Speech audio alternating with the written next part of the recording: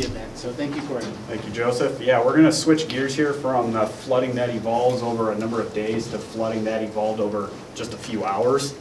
I gave this same talk with Brad Small, one of our lead forecasters at our local NWA meeting. It was a much longer talk, so I'm going to be pushing for time, so I don't mean to rush through things, but I'm going to do the best I can. This was a flash flooding event in which we saw up to 10 inches of rain fall over an urban area in just about 3 hours. So that's never going to end well, and it resulted in the second flash flood emergency ever issued by our office. The last one was back in 2010, when I believe they had 3 consecutive nights of heavy rainfall in the metro area. So this was a flood that had significant impacts to infrastructure that we had to deal with, including freeway closures, widespread metro roadway closures that our MIC actually had to make a unilateral decision to say no one's leaving, no one's arriving, and the impacts that had on our staffing decisions that night. We also had multi-million dollars in damage to homes and businesses. And we had businesses, we had a Hobby Lobby whose roof completely collapsed because of the weight of the water on it.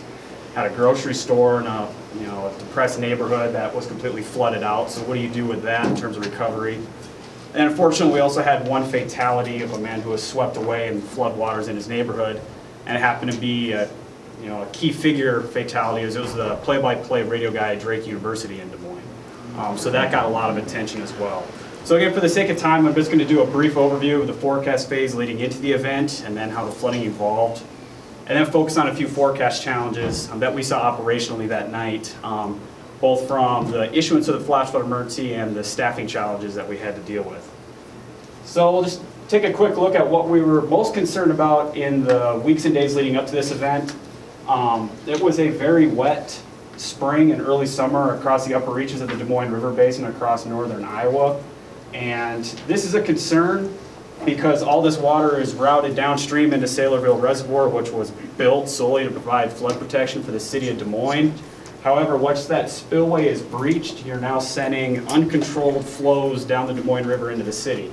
So we were very worried and concerned about the possibility of significant river flooding in the city of Des Moines, and we're aggressively messaging this with our partners because the QPF forecast took this little trace right here well over that magic number of 884.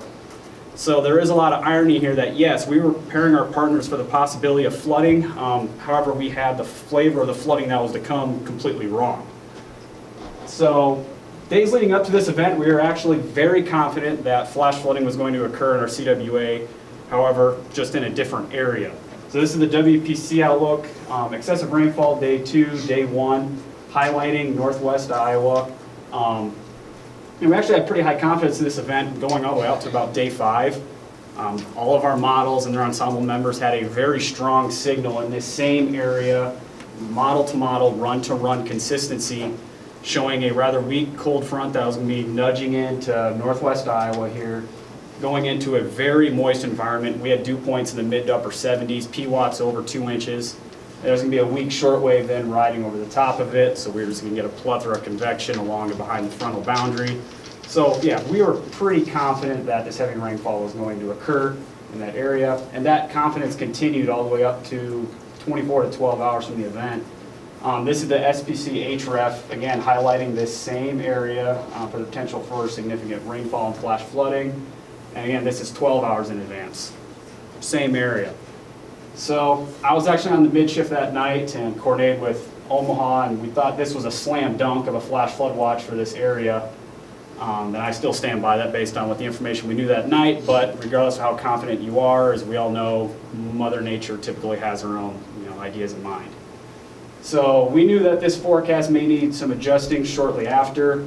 I apologize for the crude front on there because I just drew it myself. But this was the frontal boundary location already at about 11 a.m. That day. And just to give you a crude estimate of where the models had it, it would have been just coming into between Sioux Falls and Sioux City at about this time where the models would have had it the night before. So why was this?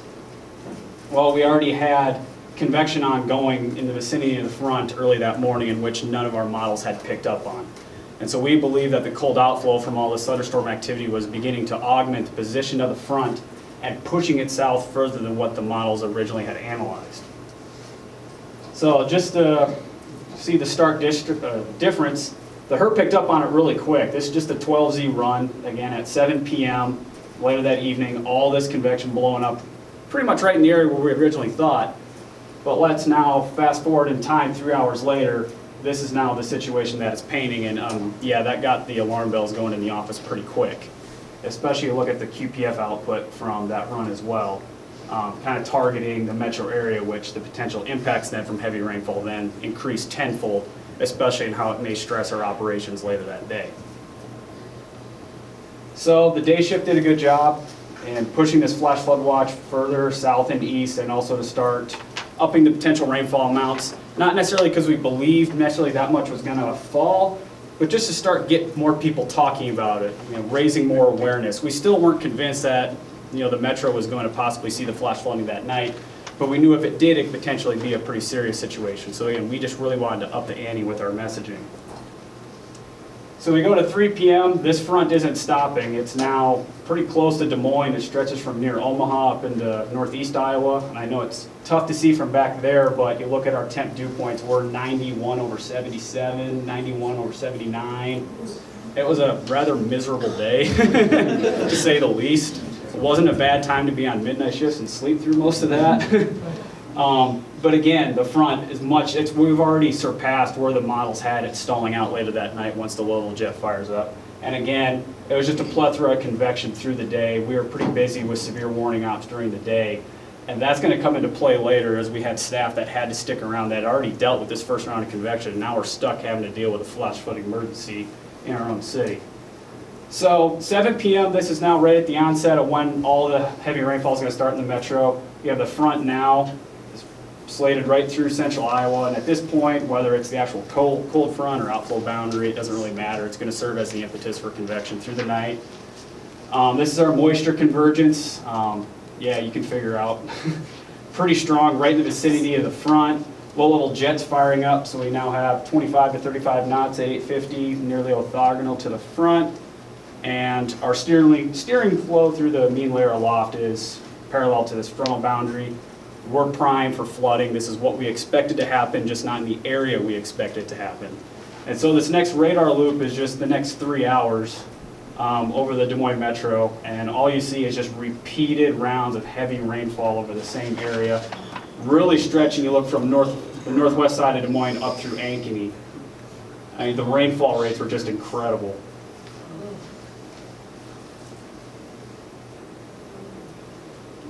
Right, so that was just a 3-hour time span right there. And one of the challenges that Mike Fowler, Sue, and I faced on the warning desk for this event was radar estimated rainfall did us no good. The top two over here, Legacy and Dual Pole, were underestimating. We think it's just because the event was so close to the RDA that we weren't getting good sampling and therefore it was underdone. MRMS down here looks like it did a lot better, but that's just because the color scale is a lot hotter.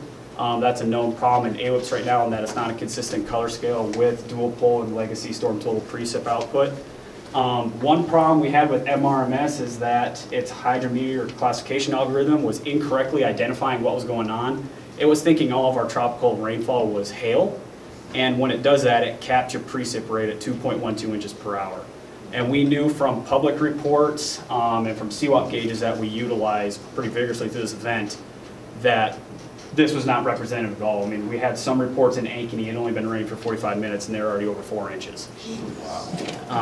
So we knew that there's not some systematic public coup at play here that they're trying to jig us with the rainfall amounts. We knew that, okay, we had to recalibrate what we were looking at, knowing that our storm total isn't going to give us any good. And also with MRMS flash, bad data in, bad data out. But luckily with that, this was such a significant and anomalous event that even with the lower rainfall totals, it was still jumping off the screen at you, like, hey, you need to be doing something. So this is the Davis station in our backyard at the office. And where we are is where that yellow dot is. So we are kind of on the periphery of all these waves of heavier rainfall coming through, but you can see the rainfall rate in green there. When we did get into heavier cores, we peaked at 4.09 inches per hour. And I remember just looking at our security cam for one of these events when it came through, just seeing that our lawn had turned into just a pond, and that it was raining so hard the soil physically could not absorb the water fast enough. That was just a bizarre sight to see, and it really brought home just how heavy this rainfall was coming down. So this is the RFC storm total precip adjusted afterwards. It did a pretty good job painting the main core from Ankeny down into Johnston, Urbandale, on the northern side of Des Moines. However, you see on the periphery it looks like less. I mean, we were dealing with flash flooding throughout the whole city. And the real unfortunate part for us is that this Urbandale area here, it's an older part of town, and so the infrastructure is pretty old, and some of the flash flood impacts they had through there were very severe, and it's something they had never seen before. I'm going to show a few pictures here shortly. So this is Walnut Creek. So this is something that we had to deal with during the event as well, in that we have 2 creeks in the city that we provide forecasts for. However, their response time, as you can see, quite obviously is well within the time step that's provided by the RFC. So we have to use site-specific to try and swig our own forecasts on this, using unit hydrographs and just our own basin knowledge. But the Walnut Creek drains most of the west side of Des Moines, and even not being in the core of the heaviest rainfall, it was still enough to set a new record crest at 19 feet. Something you'll notice here, there's a pattern with our record crest, and that it's all in the last decade. You go to 4 Mile Creek. Now this was a creek that crossed the maximum rainfall swath, and you can see we smashed our record there at 17.5 feet, but again, so this was something that came out of our after-action review with our partners, and we just brought up the point that given that extreme rainfall events are becoming more common, and we continue this pattern of rapid urbanization in these vulnerable watersheds, it's not a question of can this happen again, it's just when. And just given what we see, I believe it's going to be sooner rather than later in the Des Moines Metro, because I mean the development along these watersheds is still just continuing unabated since that day.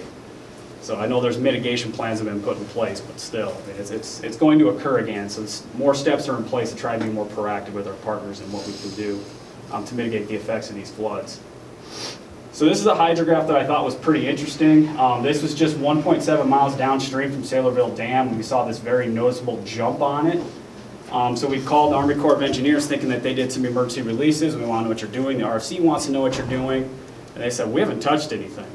This was all just local runoff from that small area localized to the dam, and I equated this out to be about 6,600 CFS.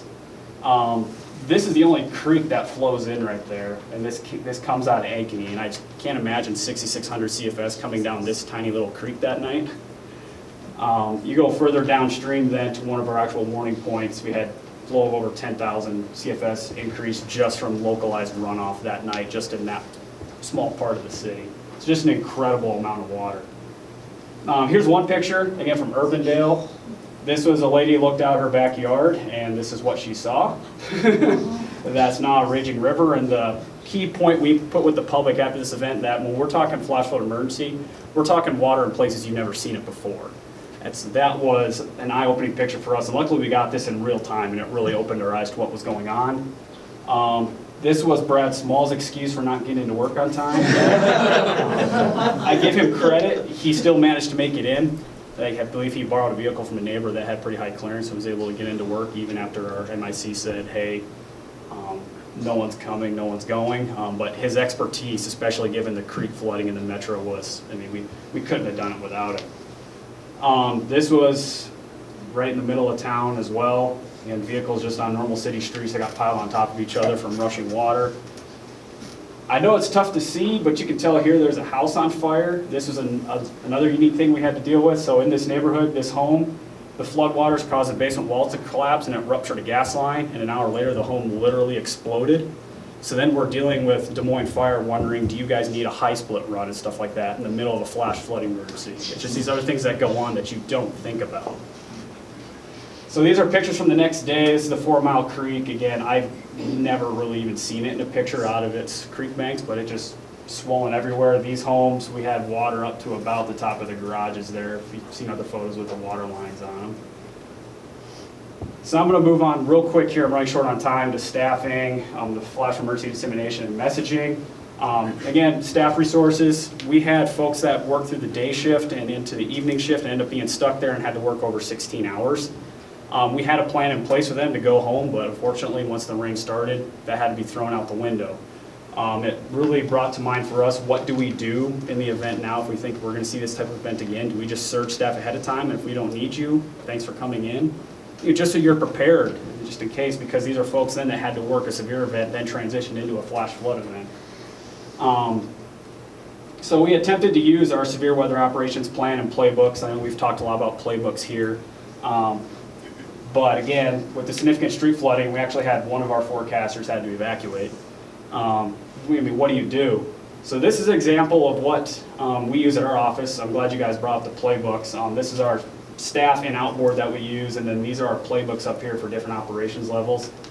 So when I walked in the door at 7 p.m. that evening, this is what we had in plan, and they had our IC at the time, our MIC, Jeff Johnson, he had plans to bring in other people there later to relieve the day shift. But again, what do? You have to throw this out the window in that situation because all of a sudden you're stuck with what you got and people have to keep working even though they're getting exhausted. Flash flood emergency, for the sake of time I'll run through this quick. We hit 3 of the 5 criteria. Our after action review revealed that we had varied levels of comprehension of emergency among our partners. Polk County, which is where Des Moines is, he very well understood this because we had worked with him a lot on it. However, he was on a vacation and his deputy had never really heard of it. So what does that mean? How do you communicate to him? Similar response from local city flood system engineer. He had never heard of it, so now again, part of our after action review, he's now very well in tune with what this flash flood emergency term means. Local media, they associated it more with local streams and creeks rather than just that picture I showed you from Urbandale where you had a raging river through someone's backyard. It was something for them, a learning curve as well. They're completely understanding what does this flash flood emergency mean. And then we also had issues with the emergency declaration and dissemination.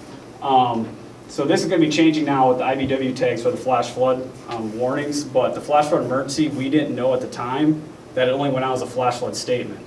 So even though I put explicitly in chat flash flood emergency coming, we noticed that the local media, when we issued it, there was no change. There was no noise on Twitter, no one breaking in, going live wall to wall. We expected nothing. And it actually took me, my wife works in TV, it took me calling her saying, hey, what's going on here? Did you guys not get it? And they're wondering, oh, we're still waiting for it.